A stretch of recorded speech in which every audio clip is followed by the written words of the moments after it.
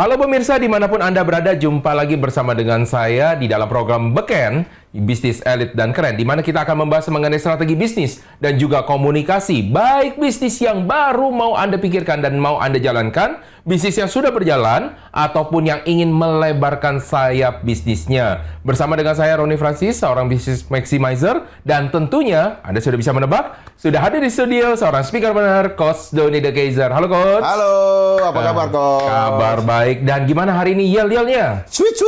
Oh, kok sweet? Apa nih maksudnya? Kan kalau ada sesuatu yang manis, yang oke, yang keren lewat ya, sweet. Oh, gitu. Biar bisnisnya juga oke, keren, dan di-sweet-sweetin. Oh, oke. Bisa pas ya? Bisa, dipas-pasin lah. Udah dapat bocoran ya, Coach? Iya.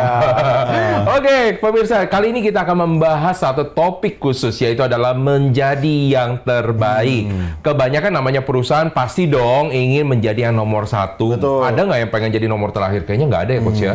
Kecap aja nomor satu ya. Kecap nomor satu. Kalau orang jualan, makanya kenapa orang sebel atau orang tidak percaya dengan namanya penjual? Karena penjual selalu berbicara, dianya selalu adalah yang terbaik, Yang betul nggak? terbaik, iya, Jadi iya. tidak ada yang percaya dengan dia. Nah, pertanyaannya, kalau perusahaan mengklaim ingin menjadi yang terbaik, apakah itu akan bagus buat perusahaan?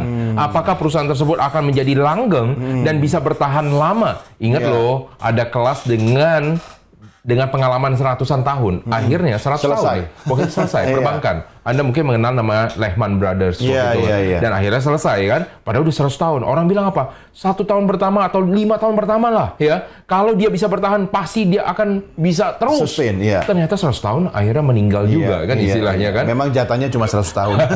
Nah, ini yang kita akan bahas nih, Coach. Ya, kayak saya pengen nanya dulu sama Coach Doni. Coach, kalau Coach Doni kan dulu pernah, dulu dan sekarang juga mendirikan namanya perusahaan. Iya. Sebenarnya Coach Doni mendirikan perusahaan itu cuma iseng atau pengen kayak gimana sih sama perusahaan? Iya, biar bisa cetak kotak nama tulisannya CEO.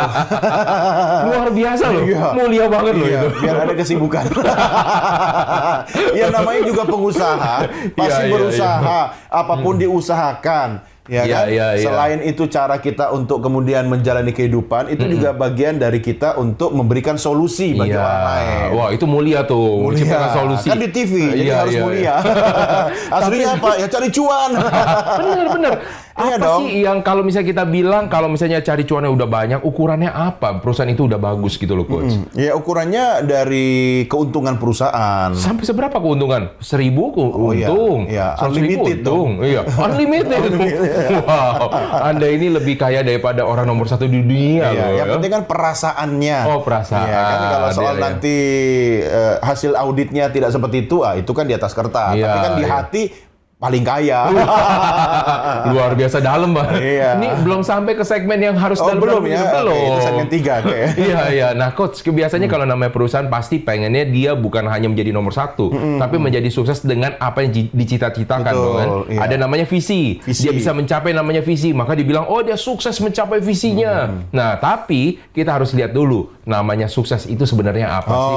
Jangan cuma Anda bilang dia sukses, perusahaan sukses, tapi kita harus tahu Ada sukses artinya sukses ada artinya ternyata. sukses itu. Nah, Apa coba lihat artinya? ya. Kita tanya ini sama menarik Kamus nih. Besar Ini Bahasa menarik. Indonesia. Dari Kamus Besar mengatakan bahwa itu adalah keberhasilan. Kita Keberhasilan. tahu. Tapi yang kedua ini keberuntungan. Saya Coach. paling suka. Kenapa, Coach? Iya, karena orang pinter hanya bisa dikalahkan dengan orang beruntung. Nah, kalau misalnya saya bilang Coach Doni adalah orang sukses, sebenarnya itu keberhasilan atau keberuntungan? Dua-duanya. Wah. Karena yang pertama, Kaget. keberhasilan itu by proses dan by usaha. Bukan by ya, dengan ya, dengan Iya, usaha. iya. Dengan usaha, Artinya oke. ada yang diupayakan untuk mencapai sebuah kesuksesan. Iya, kan? iya. Tapi keberuntungan itu juga bisa lahir karena upaya kita. Dalam oke. rangka mencapai kesuksesan. Makanya kalau Anda mau menjadi orang beruntung, selalu berusaha. Oke. Ya. Jangan cuma duduk diam mengharapkan keberuntungan. Tidak. Berarti Keberuntungan itu juga ada polanya, Coach. Ya. Oh, ada pola. Ada polanya. Oh, Ya apa? polanya batik, ya kan? Polanya garis-garis. Iya, iya, Ya iya. Anda harus konsisten. Kalau Anda konsisten untuk meraih sebuah kesuksesan, keberuntungan akan mudah datang kepada diri Anda. Oh, oke.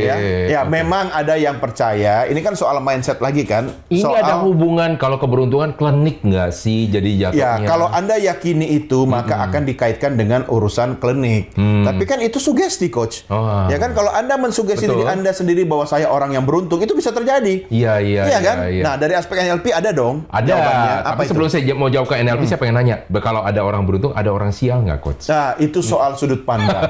Kalau saya tidak percaya orang sial, yang Iya, ada adalah orang yang diberikan kesempatan belajar lebih lanjut. Wow, dalam lagi-lagi ya ini kayak Iya, karena dorongan saya ke sendiri dalam rangka menjadi seorang entrepreneur, saya kan Iya. juga sudah bangkrut 2 atau 3 kali. Wow, itu Artinya saya kesuksesan belajar. dong. Ya, sukses untuk mendapatkan pelajaran berharga dalam hidup saya. Artinya, saya diberikan kesempatan 80 SKS di masa lalu Iya, untuk iya. jangan sampai terulang. Oke. Ya kan, orang kan ada yang bisa berubah hanya karena dengan himbauan. Betul. Orang ada yang bisa berubah karena melihat orang lain. Ada yang harus berubah kalau dia sampai di titik nadir kehidupannya, Iya, titik iya. baliknya gitu kan. Iya, Nah, iya. itu yang paling dalam kan, sampai Iya, iya. saya nggak akan mau mengalami itu lagi, sehingga saya lebih waspada, lebih bijaksana ketika menjalankan bisnis, lebih prepare lagi. Wow, Gitu. memang kalau di dalam episode kali ini Coach Joni terlihatnya tua sekali ya. Iya, Sangat lebih tua bijak. dibanding umurnya, itu karena tergantung pasangan show-nya. Nah, jadi dari segi NLP ini menarik, Coach. Nah, Jadi kan apa Coach itu? Joni mengaitkan keberhasilan, keberuntungan itu memang ada kaitannya Ada karena ada pattern-nya. polanya. Nah, di dalam NLP namanya tujuan itu kita harus bentuk, Coach. Tujuan. Nah, tujuan di dalam NLP disebut namanya outcome. Ya kan? Outcome, ya. Outcome. Nah, kita membentuk orang ingin sukses, kita harus membentuk dulu. Di awalnya disebut dengan namanya well-formed outcome. Well-formed outcome, bukan Iya. income ya. Bukan, outcome dulu. Jadi outcome sukses yang kayak gimana sih? Kita harus mendefinisikan dulu. Karena definisi sukses itu banyak ternyata. Iya, betul. Nggak cuma satu. Setuju. Nah, nanti habis ini kita akan diskusi apa aja definisi sukses. Nah, ketika kita sudah jelas dengan apa yang kita mau, contoh yang paling gampang, kita sukses untuk membeli mobil. Pertanyaannya suksesnya mobil apa? Iya, betul. Iya. Harus konkret makanya definisi Iya, sukses itu. Betul. Iya. Jangan sampai saya pengen punya ada cerita ini guyon-guyon, Coach, ya kan? Lucu. Oh, belum. Belum. Jadi dia bingung dan dia meratap kepada Tuhannya, ya kan? Kenapa saya sudah 10 tahun saya berdoa, Iya, katanya. Saya belum. tidak pernah mendapatkan namanya mobil, impian saya, katanya. Iya. Terus dibilang sama yang di atas, kebetulan langsung menjawab. Kebetulan namanya, anggap ya, ini cuma buat di sini aja, namanya si Otong. Pong. Kita tuh udah mau ngasih, Iya. katanya. Tapi kamu nggak bilang mobilnya apa. Kita mau ngasih, nanti kasih mobilnya misalnya Lamborghini, kamu mintanya cuma yang biasa. Iya. Gimana? Kita masih menunggu loh.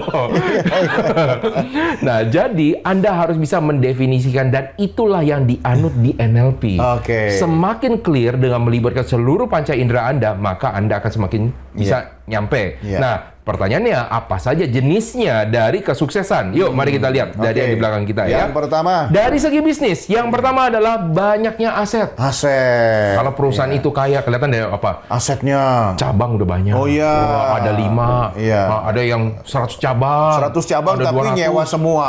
Ya, itu belum jadi aset kan? Belum jadi aset. Nah, tapi dari 100 udah 50 yang punya pribadi. Ya. Perkembangan, betul kan? Yang kedua, ada banyaknya dampak. Ada orang bilang, kita cabang cuma 1, tapi kita sudah memberikan contoh trainer, ya kan, atau pembicara. Ya. Kita sudah memberikan pelatihan kepada 1 juta. 50.000 orang. Tuh, 1 juta dong. Oh, 1 juta jauh banget ya.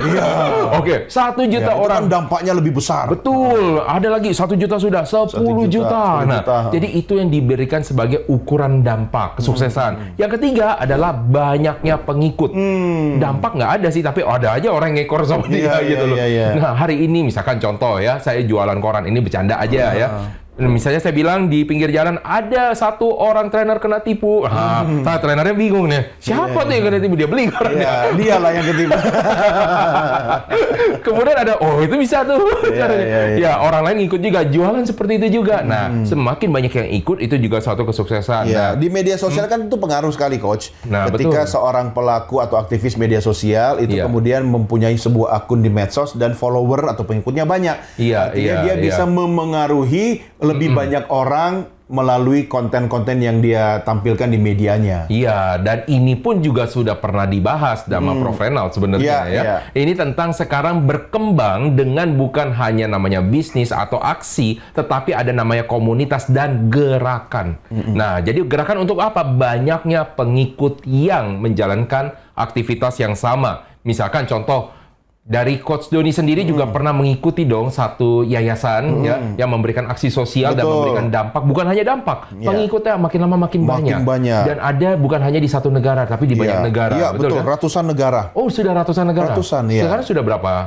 Saya lupa, nanti saya cek dulu ya. Oke, yang keempat, ukuran perusahaan adalah lamanya bertahan. Ya, kalau misalnya Anda dibilang perusahaan yang sukses, misalkan contoh Anda mendirikan F&B, rata-rata kalau namanya restoran yang masa kini, ya, restoran kekinian, berapa lama sih bertahan, Coach? 5 tahun. Kelamaan. Kelamaan ya? 3 sampai 5 tahun. 3 sampai 5, rata-rata 1 sampai 3 tahun, Coach. Oh ya? Udah lama banget kalau 5 tahun ya? 5 tahun lama. Ukuran yang kekinian. Karena kenapa? Karena menyediakan sesuatu hal yang tren saja. Iya, cepat sekali perubahannya. Iya, tapi kalau dia bisa bertahan sampai 10 tahun, berarti perusahaan itu sukses luar biasa sebenarnya. Dan kita melihat ada beberapa perusahaan, saya nggak mau menyebutkan merek sekali lagi, banyak sekali perusahaan yang dulunya kekinian bisa bertahan lama dan akhirnya hilang. Sukses nggak dia? Sukses karena dia lebih lama dibandingkan yang lain-lainnya. Iya, karena dulu kekinian, sekarang kekonoan. Kesonoan gitu kan. Iya. Jadi kalau misalnya Coach Doni melihatnya sekarang orang-orang di perusahaan, sebenarnya mereka lebih mengincarnya kemana sih, Coach? Kalau ke klien-kliennya dari Coach Doni, apakah aset, apakah dampak yang rata-rata ditemui? Yang saya lihat lebih ingin suksesannya itu dari kecuanannya. Cuan. Oke. Cuan berarti lebih masuk ke aset ya. Berarti dari segi materi dia punya aset itu kan bukan hanya aset, fix aset. Iya. Apalagi bisnis kekinian kan dia tidak bisa untuk jangka waktu panjang kan. Makanya sebisa mungkin memperbanyak aset atau keuntungan. Karena setelah itu dia bisa berubah bisnisnya. Produknya bisa ganti atau berbeda kan dari yang sekarang. Oke. Nah, masih akan ada banyak lagi yang akan kita diskusikan nih pemirsa. Makanya Anda jangan kemana-mana, tetaplah masih di dalam program Beken, Bisnis Elit dan Keren.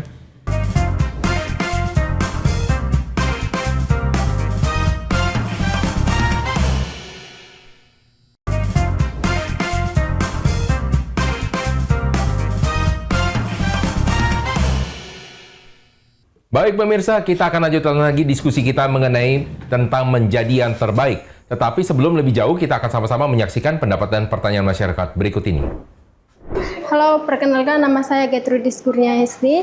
Izin bertanya, apakah visi terbaik bagi perusahaan adalah menjadi yang pertama dalam bidang yang dikuasainya? Halo, perkenalkan nama saya Dinda Riadatul Ais. Saya izin bertanya, apakah visi menjadi yang terbaik juga harus ditularkan kepada seluruh karyawan yang bekerja? Halo, saya Sislia Prana Putri. Saya izin bertanya, bagaimana memaknai visi perusahaan yang baik serta dapat berkesinambungan? Oke, Coach. Ada beberapa hal yang ingin ditanyakan nih, Coach. Jawab sendiri. Iya, nggak mau. Yang pertama nih, Coach, ya. Apakah visi terbaik bagi perusahaan menjadi yang terbaik nih, ya? Adalah menjadi yang terbaik ini adalah yang pertama gimana? Apakah visi yang terbaik bagi perusahaan adalah yang menjadi yang pertama dalam bidang yang dikuasainya? Tidak harus selalu. Menjadi kalau misalkan nomor satu misalnya. Menjadi yang perusahaan pertama. nomor satu di dunia dalam bidang IT misalnya. Ya enggak juga, karena kalau sudah jadi nomor satu mau kemana? Kan? Betul. Tinggal tunggu selesai aja kan? Tetapi sebagai pemacu semangat, sebagai men-trigger untuk timnya itu bisa bekerja dengan lebih giat dan sukses, sah-sah saja kalau jadi jargon. Jargon ya. Tetapi kalau kita melihat dari dunia, kelas dunia ya, perusahaan yang sukses itu tidak pernah menargetkan mereka menjadi yang pertama, Coach. Ya kan, kayak misalnya contoh kita melihat Apple, kita melihat Microsoft, tidak ada yang menjadi yang pertama. Tetapi bagaimana mereka menciptakan namanya dampaknya sebenarnya. Perubahan, dampak, manfaat, bahkan solusi bagi orang. Karena ada satu orang pengusaha yang betul-betul menghayati ini, Coach. Dia membuat visinya menurut saya cukup menarik, Coach. Apa itu? Menjadi yang nomor 2. Perusahaan apa dulu nih? Perusahaan, dia lupa saya perusahaan apa, tapi menjadi yang nomor 2 yang terbaik. Kenapa menjadi Pasti bukan kecap kan? Bukan. Karena kecap semua nomor 1. Kenapa menjadi nomor 2? Pernah waktu itu saya tanyakan. Karena kalau kita menjadi nomor 2, kita pasti ada yang kita kejar. Karena ada yang kita kejar, kita tahu siapa yang menjadi pembanding. Kalau kita bisa akhirnya mengungguli yang nomor 1, kita akan cari lagi di depannya kita siapa. Sehingga kita akan selalu menjadi nomor 2. Supaya semangat kita selalu mengejar menuju yang terbaik. Gitu. Salah? Saya tidak tahu kalau misalnya soal itu. Tapi masih ada kan perusahaan itu? Masih ada. Jadi kalau menurut saya sih, saya tidak bilang bahwa itu salah. Tetapi bagaimana cara Anda menciptakan suatu namanya dampak. Jadi kalau misalnya Anda mengukur segala sesuatu dari segi angka, maka Anda sebenarnya menciptakan namanya batasan. Dan batasan ini secara jangka panjang akan mempunyai masalah. Dari sejarah yang pernah ada nih Coach ya, ada pendiri namanya Walmart, namanya Sam Walton, Coach ya. Sam Walton itu ketika waktu lagi pertama, mereka itu adalah perusahaan yang sangat disukai. Kan supermarket ya, Coach ya. Dan sangat disukai sama orang, dan orang berlomba-lomba, buka di sini dong, buka di sini Walmartnya. Gitu kan, mereka minta dibuka. Dan ketika hal tersebut pindah ke orang akhirnya profesional, Coach. Namanya, kalau nggak salah, namanya Mike Duke. Nah, Mike Duke ini lebih memperhatikan tentang namanya indikator. Biasa lah ya. Kalau misalnya Anda sudah lama di dalam perusahaan, pasti yang dikejar apa? KPI. Tujuan yang kedua adalah nilai saham yang meningkat. Nah, ketika dia nilai saham yang meningkat, maka tujuannya adalah indikatornya pasti semua angka. Ketika indikator angka, maka apa yang harus ditingkatkan? Yang paling mudah adalah efisiensi. Efisiensi akhirnya supaya nilainya akhirnya naik, Coach. Tapi nilainya naik dan orang-orang karyawannya tidak suka karena semuanya dibatasi. Semua tidak happy. Malah memperkecil dampak ya. Iya, semua tidak happy karena semua tidak happy. Dulu tempatnya mungkin nyaman ya kan, karena efisiensi mungkin jadi ada beberapa hal yang biasa aja gitu kan. Yang tadinya sejuk, AC-nya diefisiensikan jadi tidak terlalu dingin. Orang jadi lama belanja di situ kan memengaruhi kan. Dan ini akhirnya secara jangka panjang setelah beberapa tahun akhirnya turun, Coach. Nilainya. Awalnya naik. Tetapi akhirnya makin banyak orang yang tidak mau lagi dibuka Walmart ketika ingin menambah outlet atau gerainya. Nah, akhirnya digantikan lagi, Coach, dengan satu orang yang bernama Doug McMillon. Nah, Doug McMillon ini akhirnya menganut dari konsepnya Sam Walton yang pertama. Nah, walaupun harus menambah namanya cost. Apa yang terjadi? Walmart meningkat lagi. Nah, jadi ada hal-hal tertentu yang kita tidak boleh harus selalu memikirkan kedepankan tentang angka dan juga efisiensi. Itu hati-hati ya. Oke, yang kedua nih, Coach. Yang kedua adalah apakah visi menjadi yang terbaik juga harus ditularkan kepada seluruh karyawan yang bekerja. Menjadi yang terbaik, menjadi nomor 1. Kita harus menjadi yang nomor 1. Nah, saya punya karyawan, kita ingat ya, kita harus menjadi nomor 1. Begitu juga, Coach. Habis itu pensiun. Gimana menurut dari Coach? Kalau sebagai jargon untuk memacu semangat, sebagai visi bersama, boleh. Karena kan seorang nahkoda atau seorang leader dalam perusahaan itu, agar mudah mencapai tujuannya, dia harus memberikan visinya itu jelas kepada timnya, termasuk karyawan-karyawannya. Betul. Jadi ketika diajak untuk menuju ke sebuah tujuan, semuanya siap dan tahu caranya. Betul. Dan ini memang yang seharusnya. Jadi pertanyaannya begini, kalau misalnya visinya salah dan itu ditularkan, makanya akan menjadi masalah. Maka apabila perusahaan itu bermasalah, yang harus diganti adalah pemimpinnya. Itu adalah yang paling benar. Nah, saya punya banyak cerita tentang itu, cuma saya tidak mau bahas terlalu banyak di sini ya. Nanti kita bahas secara off air aja ya, Coach ya. Males ya? Bukan, karena ada sesuatu yang soal politis. Di Indonesia itu juga pernah terjadi. Yang harus diganti adalah pemimpinnya. Nah, jadi kalau misalnya kita lihat apakah harus ditularkan kepada seluruh karyawan? Jawabannya adalah harus. Karena yang namanya visi, kalau ada tidak tularkan, mereka akan berjalan masing-masing. Kalau namanya perusahaan, itu seperti sebuah perahu yang besar dengan satu nahkoda. Coba Anda pikirkan, satu perahu, tapi banyak nahkodanya. Apa yang terjadi? Pasti satu ke kiri, bingung, satu ke kanan. Kan? Coba kalau misalnya lihat ada namanya kemudi, ya satu ada di depan, satu ada di belakang, mau jalan kemana itu, ya kan? Jadi makanya di dalam perusahaan tidak boleh ada matahari kembar. Maka seluruh harusnya sama tujuannya. Makanya harus ditularkan. Oke. Ada satu transportasi yang dua kemudi. Apa tuh? Pesawat. Ada dua kemudi. Iya dong. Oh iya. Kiri dan kanan. Tapi yang bertugas hanya yang in charge, yaitu pilot in command. Jadi ketika yang sebelah kiri bertugas, yang sebelah kanan tidak mengendalikan kemudi. Tetapi ketika yang sebelah kiri ingin menyerahkan ke yang sebelah kanan, ada instruksi, ada tanda atau ada perintah, ada kata-kata yang diucapkan, barulah yang sebelah kanan mengambil alih, oke? Kamu yang in comment ya, oke, gitu. Kalau dua-duanya komen, ya kan, satu mau belok kiri, satu belok kanan, ya nggak nyampe tujuan. Oh, saya baru tahu kalau soal. Makanya saya kasih tahu. Ya. Oke, yang ketiga, Coach. Ya. Bagaimanakah memaknai visi perusahaan yang baik serta dapat berkesinambungan? Ya, dikonkretkan dan dijalankan dengan keteladanan. Tapi detailnya seperti apa? Coach Ron yang jelaskan. Langsung ya. Iya dong, ini bagian Anda. Oh, oke. Jadi kalau misalnya kita melihat yang visi yang baik itu sebenarnya kalau orang ada dua visi nih ya. Pertama, kalau Anda penganut dari ilmu kapitalis, maka visi yang baik itu adalah yang mempunyai angka dan tenggat waktu. Ya. Tetapi kalau Anda penganut bahwa Anda adalah seorang yang menjadi solusi bagi konsumen seperti Adam Smith, maka bagaimana visi Anda menciptakan dampak yang dapat dirasakan seluas-luasnya masyarakat. Itu baru kita bisa melihat kesinambungannya.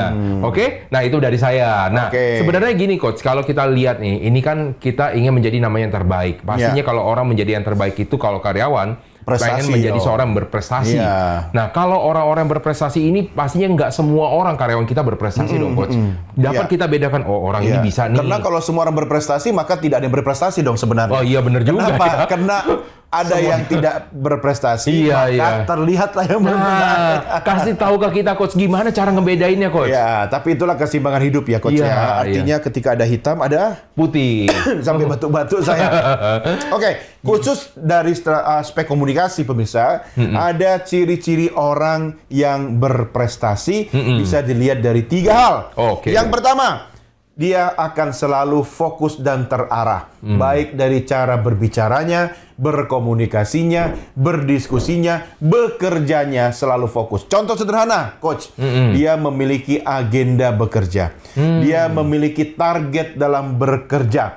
Dan dia memiliki perencanaan dalam berkomunikasi. Contoh, ketika melakukan presentasi, tidak asal ngomong. Dia mempersiapkan bahan, maksud, tujuan, bahan tayang, atau slide misalnya. Ya kan? Dan dia mengatur kata-kata yang ingin disampaikan dalam sebuah presentasi. Nah, itu yang pertama. Fokus dan terarah. Itu bisa kita lihat kalau misalnya kalau lagi bicara atau lagi ngobrol itu nggak ngalor ngidul. Oh, matanya nggak muter-muter gitu. Iya, itu namanya orang bingung. Ya kan?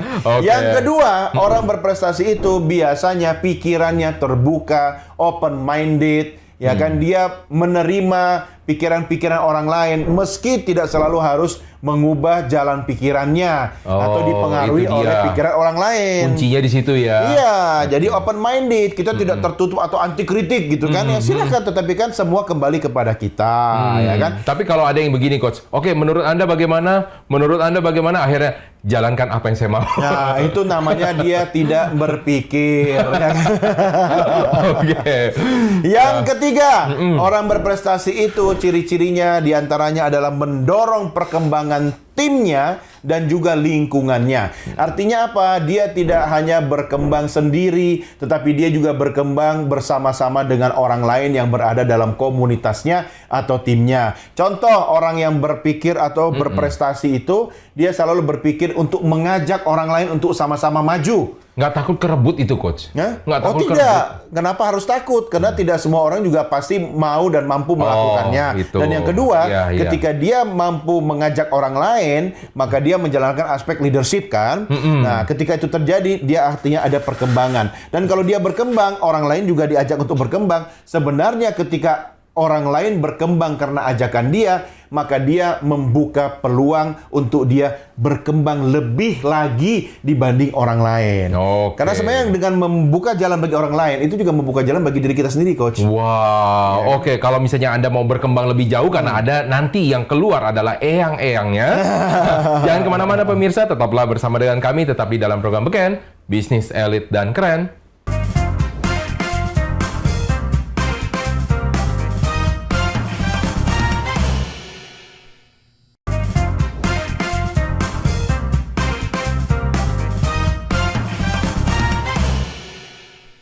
Baik pemirsa, kita akan lanjutkan lagi diskusi kita mengenai menjadi yang terbaik. Kalau misalnya Anda sudah menyaksikan sebelumnya, di segmen-segmen yang sebelum ini, Anda sudah menyaksikan bahwa ada satu yang mau lewat, yaitu adalah Eyang Doni, yang sudah ingin memberikan inspirasi.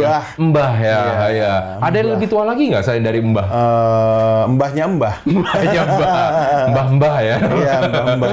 Nah, ada suatu nasihat ataupun suatu quotes of the day dari nasihat hari ini, quotes of the day dari saya adalah singkat saja, sederhana saja, yaitu menjadi yang terbaik dan berkelanjutan. Oh, apa itu? Semakin singkat semakin bingung sebenarnya. Iya, kalau bingung pegangan. Ya. Artinya, kalau Anda menjadi yang terbaik menurut versi Anda masing-masing, itu bukan hanya untuk sesaat saja, tapi juga berkelanjutan. Contoh, Anda ingin meraih sebuah target. Hari ini saya ingin mencapai omset 1 miliar pertarikan nafas. Wow, ya kan? wow. Ketika sudah tercapai, boleh dong ada target lanjutannya kan? 2 miliar pertarikan nafas, ya kan? Jadi berkelanjutan, sustain, continue gitu loh. Biar orang itu tumbuh dan berkembang dan ada indikatornya. Ya kan? Jangan cuma menurut perasaan saya. Indikatornya tarikan nafas itu tadi. Iya, alat ukurnya jelas gitu loh. Kalau dia nggak nafas-nafas, ya berarti dia sudah sukses untuk target yang lain. Nah, cuma begini Coach, kalau misalnya tadi bilang, oke, kita harus punya yang namanya tujuan, dan tujuan itu biasanya meningkat. Berapa lama sih kita harus mengubah tujuan kita sih? Ya, tergantung bisnisnya. Atau jangan-jangan maksudnya tujuan kita ini ketinggian untuk di awalnya. Ya, gimana bisa ketahuan ketinggian kalau belum pernah tercapai? Oh, oke. Iya kan? Iya. Kalau nggak tercapai-capai juga ya belum berarti. Ya kan? Ya usaha aja terus.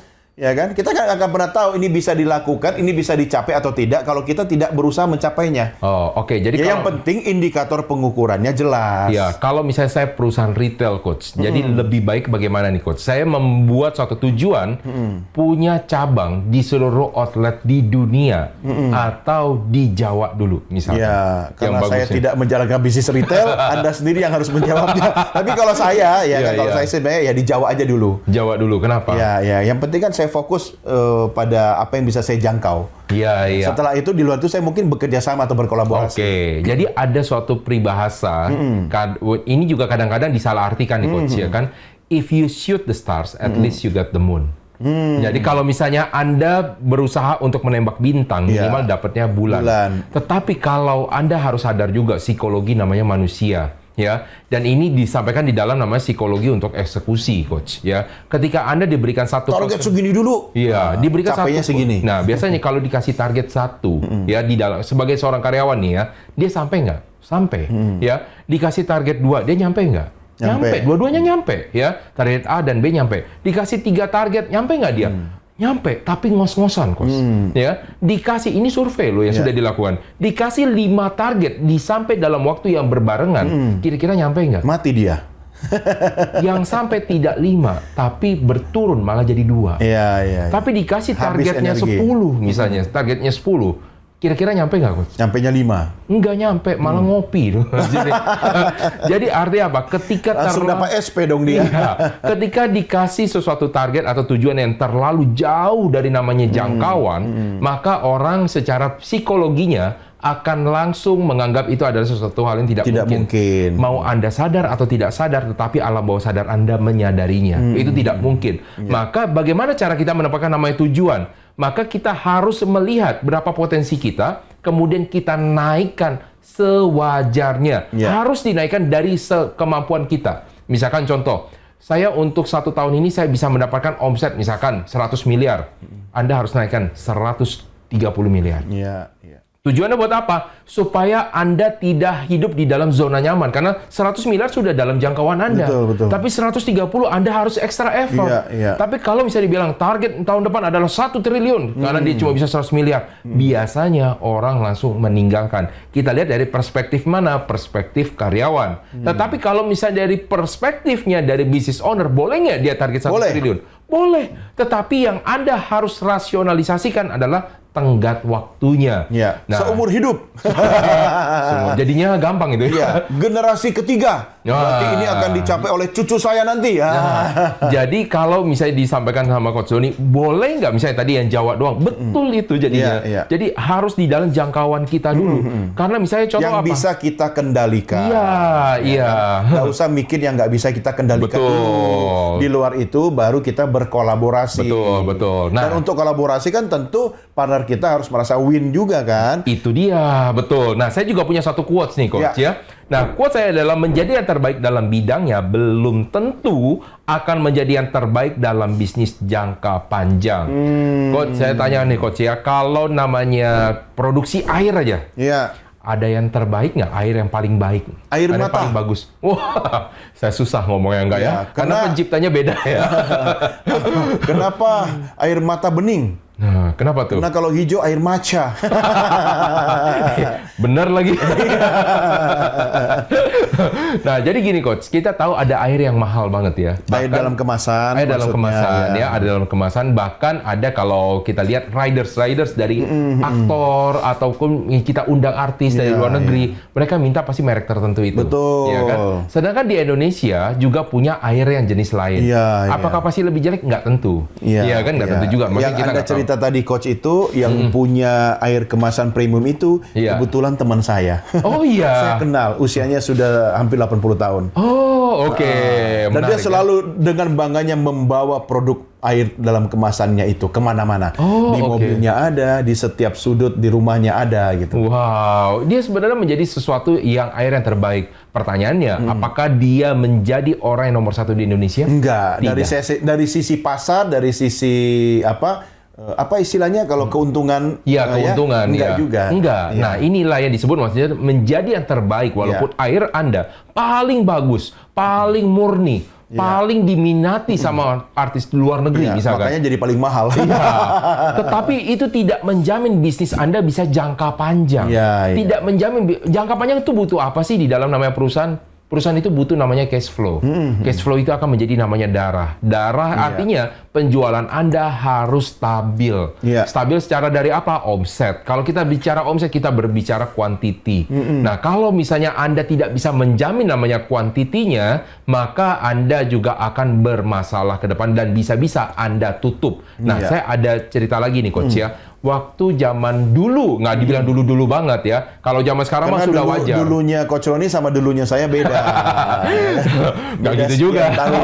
Jadi kalau misalnya kita sekarang hampir rata-rata orang menggunakan namanya gadget, yaitu adalah smartphone. Iya kan? Nah pertanyaannya, kenapa disebut smartphone? Karena dia pintar. Iya, kenapa disebut pintar dia? Karena yang pintar teleponnya bukan penggunanya. Pintarnya karena dia bisa operasi apa aja nih Coach? Bisa telepon. Komunikasi, bisa mengirim pesan, kemudian bisa email, bisa mengerjakan dokumen, foto, ya kan? video.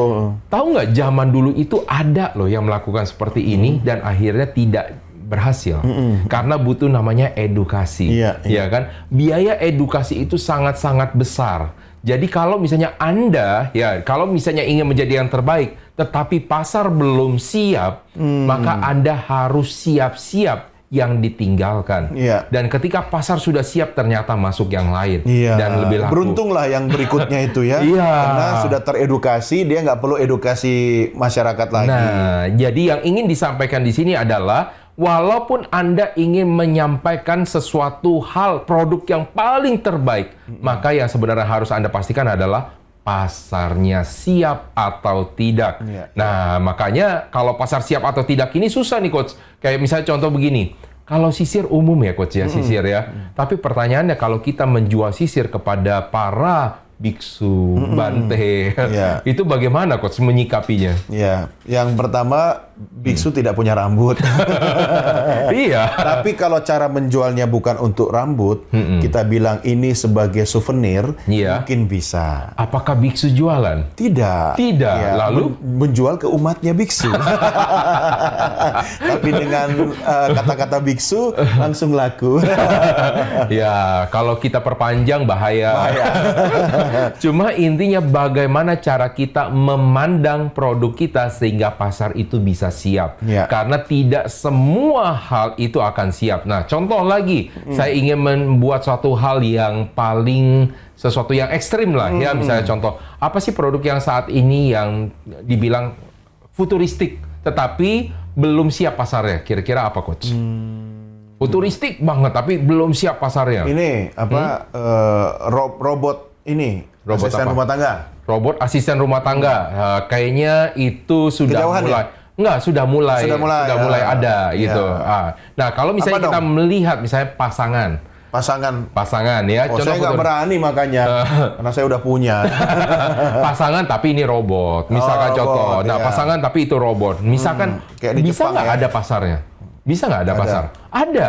Saat ini belum nyampe ke robot yang sekarang ini laku, tapi ke boneka, ya Iya, kan? iya, iya. Kita masih melihat lah ya. Saya tidak mau membahas kenapanya, tetapi kita mau melihat dari segi pasarnya. Kenapa robot akan lebih baik daripada boneka? Karena tidak banyak menuntut. Menuntut bisa, Coach, ya kan? Tergantung program, kan? Yang paling terpenting adalah dia juga bisa melakukan interaksi. Iya. Karena yang dibutuhkan manusia itu tidak bisa dipisahkan namanya dari manusia adalah Aktivitas makhluk sosial. Iya. Jadi kalau misalnya Anda bisa menciptakan namanya interaksi dan sesuai dengan keinginannya, Iya. maka itu akan menjadi laku. Pertanyaannya, siapkah pasar kita? Iya. Sedangkan kendaraan dengan menggunakan sesuatu dengan listrik, Iya. teknologi itu masih dinilai mahal. Iya. Dan mereka masih memandang segala sesuatu dari segi biaya. Iya. Nah, inilah sesuatu hal yang harus sebenarnya kita perhatikan kalau misalnya Anda menjadi seorang pebisnis. Apakah bisnis Anda ingin jangka panjang? Maka apa saja pertimbangan Anda? Apakah ingin cuma menjadi seorang yang terbaik? Ataukah Anda ingin menjadi seorang yang populer? Ataukah Anda ingin menjadi seseorang yang berbeda? Nah, inilah yang harus dipikirkan dari awalnya. Nah, ini masih ada banyak lagi yang akan kita sampaikan. Ya. Jangan kemana-mana dulu pemirsa. Tetaplah bersama dengan kami, tetap di dalam program Beken, Bisnis Elit dan Keren.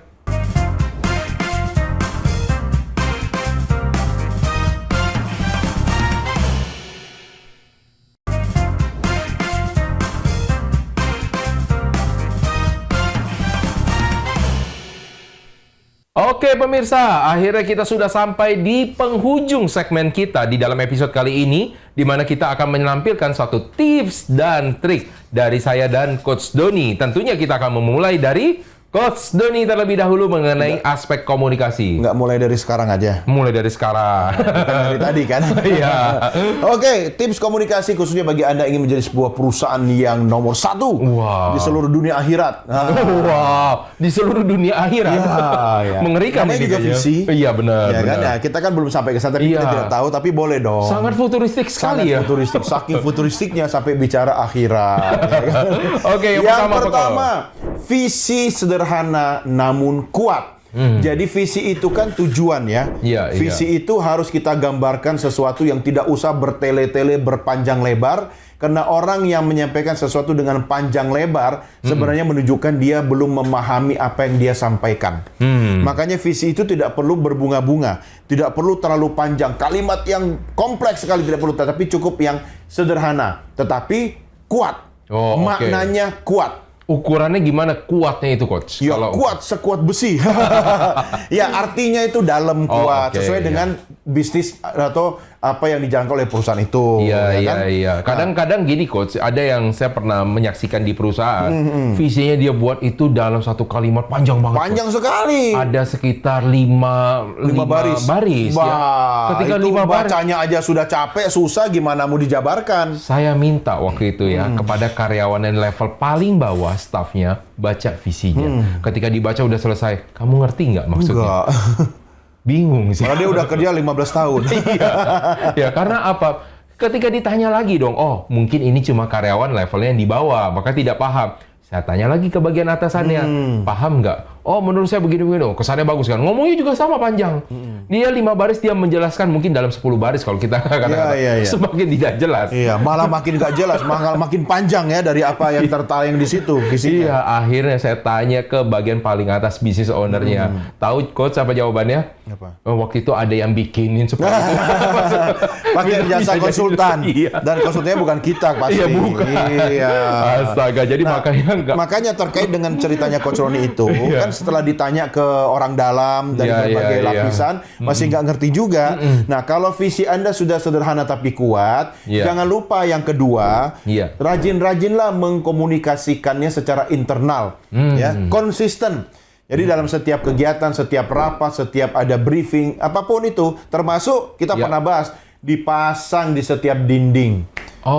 Ditayangkan itu di setiap sudut kantor, ya kan? Kalau perlu, jadi wallpaper handphone di setiap ini komputer, ya kan? Nah, komputer kantor kan? Nah, itu jadi apa? Screen savernya, ya kan? Wallpaper sih sebenarnya. Wallpaper ya. Tapi dibuat 3D dong. Jadi menarik untuk dilihat. Kalau gitu kan? misalnya screen saver kan ketika mati dia muncul. Ya apapun lah. Yang penting itu rajin-rajinkanlah secara konsisten untuk dikomunikasikan secara internal. Khusus Anda, business owner atau pemilik usaha, baik pemilik usaha ataupun level leader-leader di bawahnya, itu harus sering lakukan itu, komunikasikan. Karena sesuatu yang dibiasakan akan menjadi masuk ke dalam alam bawah sadar kan. Itu betul. akan dianggap sebagai sebuah hal yang kebenaran jadinya. Itu yang kedua. Yang ketiga, jangan lupa bangun budaya perusahaan atau corporate culture sesuai dengan visi perusahaannya. Nah, ini bagus nih, Coach. Nah, dijelaskan lebih jauh lagi, Coach. Karena namanya budaya perusahaan, banyak yang suka nganggap remeh. Budaya perusahaan tuh apa sih? Dia cari-cari ya, entah dari Google, dari mana. Terus pas udah dapet, ya udah yang penting ada. Nah, ini masalah. Setelah ada, dia bingung bagaimana membuat budaya perusahaan. Nah, betul. Ya kan? Karena dia tanyanya ke internet. Iya kan? Sekarang gampang nanya AI. Nanya AI gitu kan. Nah, yang penting bagaimana mengimplementasikan visi perusahaan itu dalam aktivitas konkret. Contoh misalnya menjadi perusahaan jasa kurir terpercaya, misalnya gitu kan. Nah, bagaimana membangun budaya perusahaannya? Dia harus implementasikan jasa kurir itu apa sih? Misalnya kan kualitas pelayanan, ketepatan waktu, ya kan. Kemudian kebersihan. Nah, makanya karyawannya itu time manajemennya harus bagus. Ketika masuk kerja jam berapa, itu dibudayakan selalu on time. Ada rapat harus on time. Kemudian bagaimana membangun budaya on time itu kalau misalnya dia terlambat ada punishment, ya kan? Punishmentnya yang mendidik, ya kan? Kalau dia early time ada reward. Lama-lama kan jadi kebiasaan. Kemudian kebersihan. Ada teman saya di perusahaannya dia nggak punya tenaga cleaning service, nggak ada. Karena kebersihan itu bagian dari budaya kerja. Jadi setiap orang itu merawat mejanya, lingkungannya, bahkan manajer itu divisinya itu bertanggung jawab kebersihannya. Nah, ingat nggak dulu waktu kita sekolah ada hari menyapu. Piket. Piket ya. Datang lebih pagi di hari itu. Kenapa? Piket, ya? Karena piket. Nyapu, hapus papan tulis gitu kan. Jadi tanggung jawab, jadi kebiasaan, jadi budaya. Coach, tapi ada waktu itu ini guyon ya, Coach ya, tapi belum. Jadi ada kalau misalnya di dalam perusahaan kita harus memenuhi kewajiban kita, betul kan? Kewajiban kita memenuhi waktu yang diminta. Misalkan hadir pada saat jam 8 pagi hari. Nah, ada satu orang itu hadir atau mulai bekerja. Berarti mulai bekerja jam 8. Dia udah siap hadirnya sebelum jam 8. Harusnya kan begitu, Coach. Salah. Harusnya begitu kan, Coach? Dia datang jam 9, Coach. Ditanya kan sama HRD, dipanggil dong sama HRD kan. Wah, kamu udah telat selama 1 bulan. Bukan 1 hari itu, 1 bulan. 1 bulan telat terus ya. 1 bulan telat terus. Dia ditanya, kamu tahu nggak sih apa yang diminta dari perusahaan? Oh iya, saya tahu kok diminta sama perusahaan untuk memenuhi waktu yang ditetapkan. Waktu yang ditetapkan adalah jam 8 pagi kan? Saya bukan hanya memenuhi waktunya, saya melebihkan waktu. Lebih jam 8. Jadi datangnya jam 9. Jadi budaya kan itu. Itu budaya yang keblinger, yang nggak bener ya kan? Kenapa? Ya, lihat-lihat juga bisnisnya kan. Ketika dia memberikan pelayanan dari pagi sampai sore, ya dia harus sesuai dengan jam pelayanan. Tapi kalau bisnisnya itu misalnya ada beberapa industri itu kan yang 24 jam kan? Atau ada yang pelayanannya itu misalnya tengah malam sampai pagi. Dia nggak harus datang pagi. Dia datang sesuai dengan jam pelayanan atau jam kebutuhan customer-nya. Nah, ini saya ada yang ingin saya bahas lagi tentang budaya karena ini jarang-jarang loh, Coach. Budaya berarti ibu. Nah, kalau namanya budaya perusahaan ini kan katanya harus dibangun budaya. Nah, pertanyaan yang pertama, berapa lama kita untuk bisa membangun budaya di dalam perusahaan? Satu, tergantung leadership yang kuat. Kan? Paling cepat berapa lama? Kalau menurut saya 3 bulan bisa. 3 bulan? Iya, itu dengan strong leadership. Strong leadership itu apa? Ya, bukan cuma ngasih perintah, tapi contoh. Ya, tapi makin besar perusahaannya tentu waktunya juga makin lama. Iya, setuju. Dasarnya yang tadi saya kasihkan contoh itu kan misalnya untuk ukuran startup lah ya. Betul, karena orangnya masih belum banyak ya kan, dan mungkin outletnya juga belum banyak misalkan. Nah, itu didasarkan dengan teori bagaimana manusia bisa berubah. Pasti orang Sunda. Karena teori. Teori. Nah, kalau misalnya orang bisa berubah itu kan biasanya dalam waktu 21 hari katanya. Iya, kalau konsisten. Ya, itu kan kebiasaan. Iya, tetapi ada teori baru dan ini adalah survei yang baru mengatakan ternyata tidak semua orang itu bisa dalam 21 hari, Coach. Jadi orang itu beragam dari misalnya 21 hari sampai dengan 6 bulan. Nah, rata-rata memang kalau kita average ada di 3 bulan. 3 bulan. Maka kalau makanya probation 3 bulan ya. Ya, maka membangun budaya, betul yang kata Coach Doni, itu paling cepat adalah 3 bulan. Paling cepat. Karena kalau kita intens di sana, itu adalah membangun budaya. Dan kenyataannya kalau di perusahaan yang sudah besar, rata-rata membangun budaya perusahaan itu minimal 1 tahun. 1 tahun. Minimal itu 1 tahun. Tergantung leadership juga, Coach. Betul, tergantung leadership. Dan itu tidak berhenti di sana. Karena ternyata yang baik itu adalah setiap tahun mereka harus diadakan namanya refreshment. Untuk training atau pelatihan budaya. Karena orang bisa jadi lupa dan akhirnya luntur budayanya. Karena terlalu sibuk dengan aktivitas rutinnya, dengan pekerjaannya, jadi dia lupa. Iya, saya suka dengan ada salah satu pelayanan dari perusahaan Jepang di Indonesia. Waktu ketika mereka masuk ke dalam gudangnya, mereka membungkuk. Iya. Masuk ke gudangnya dan memberikan hormat kepada gudang ya. Saking penasaran. Bukan ke orang ya. Tapi ke gudang ya. Enggak ke orang. Orang dalam gudang. Dia mau masuk ke gudang, makanya dia akan balik ke customer, dia dia hormat, dia membungkuk, kemudian dia baru masuk. Pernah waktu itu saya tanya ya kepada karyawannya, kenapa sih harus kasih salam? Terus dia cuma menunjuk, ini juga yang salah ya, walaupun sebenarnya tujuannya baik. Dia menunjuk ada kamera. Dan itu hanya untuk karyawan baru. Karyawan yang lamanya kadang nggak langsung masuk. Dan ini sebenarnya juga salah. Tapi tujuan filosofinya sebenarnya baik. Karena sebenarnya bos kita dari perusahaan adalah pelanggan. Nah, makanya kenapa mereka masuk ke dalam situ, mereka memberikan hormat dulu kepada para pelanggan, baru mereka masuk untuk menyiapkan segala sesuatu untuk pelanggan. Jadi, tolong budaya-budaya seperti ini bukan hanya karena ketakutan dijalankan, tetapi karena mereka menjiwai dari perusahaan. Nah, itu. Jangan lupa, pelanggan itu kan sumber priuk nasi juga kan? Betul. Nah, makanya tadi karena membahas budaya, ini seru banget sebenarnya, bisa panjang. Itu baru budayanya, belum pak dayanya. Iya, jadi saya hampir saja kehilangan waktu untuk menjelaskan tips dari saya. Ya, tips dari saya pertama adalah pahami visi. Cowok dong. Iya, kenapa? Pahami visi. Jadi kalau misalnya Anda sendiri tidak paham visinya, bagaimana Anda bisa mengkomunikasikan secara internal gitu kan. Yang kedua adalah Anda harus pahami alasannya. Jadi bukan hanya suatu kata-kata indah yang dibuat untuk visi, tapi Anda harus sadar apa sih alasan dibalik dari visi tersebut. Karena kalau Anda tidak tahu tentang alasannya, maka Anda tidak bisa menjiwainya. Yang ketiga adalah Anda harus renungkan visi. Makanya visi tersebut harus diulang-ulang tersebut. Ya, jadi kalau misalnya di beberapa perusahaan mereka menjadikan itu seperti sebuah credo. Iya. Jadi mereka harus menyebutkan terus. Teman saya setiap pagi dia ada aktivitas itu. Ada. Jadi kayak fire up itu apa ya? Iya. Pokoknya pas untuk memberikan semangat lah ya. Sesi motivasi singkat dari leadernya, kemudian ada yel-yel. Ya, disitulah visi perusahaan itu diucapkan bersama-sama. Iya. Dan itu sebenarnya itu yang benar, Coach. Ya, dan sampai sekarang banyak ya perusahaan melakukan itu? Enggak. Kenapa sih rata-rata karyawannya malu? Dan ini yang harus kita ubah. Dan kalau mau mengubah itu, yuk mari kita bicara nanti dengan kami ya. Jualan. Yang terakhir adalah selaraskan visi. Nah, ini Anda sudah paham lah ya tentang itu semua. Nah, kayaknya Coach masih ada banyak yang harus kita bahas. Tapi kita kayaknya ya, bukan miskinnya ya. Iya, kan kaya. Nah, karena kan semuanya untuk kaya juga.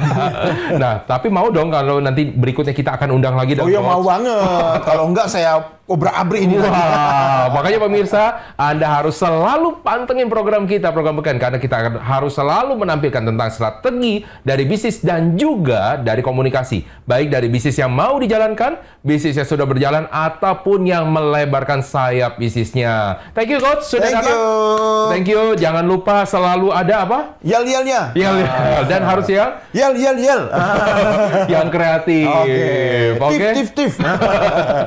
Oke pemirsa, sampai di sinilah perjumpaan dari kita. Nah, mudah-mudahan ini dapat diimplementasikan oleh Anda. Saya Roni Francis atas nama seluruh kru yang bertugas mengucapkan terima kasih atas perhatian Anda. Sampai jumpa di episode berikutnya.